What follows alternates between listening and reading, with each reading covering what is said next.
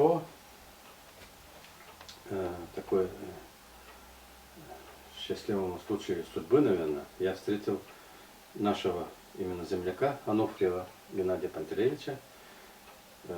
Он именно отсюда уроженец Вулканешт. Мы с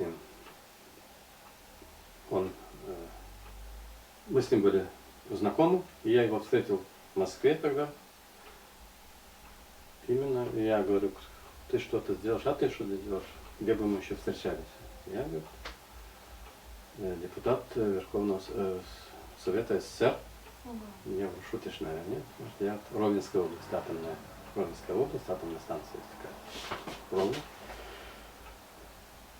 И какие проблемы? Мы на тот период, господин Горбачев, все эти множительные, все эти офисы позакрывал, потому что было много литературы, которую надо было размножить, наши решения съездов, решения сходов.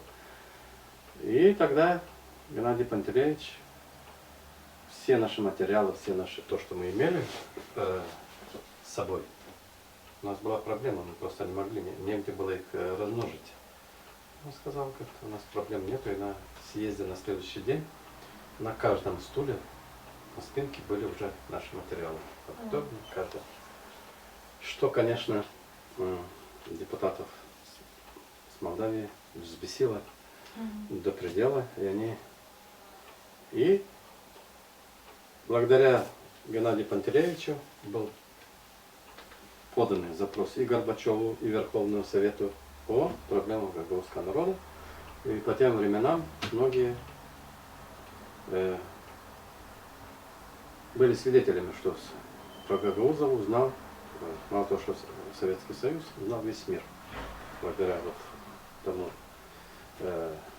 той информации, которую нам получилось пробить вот эту брешь,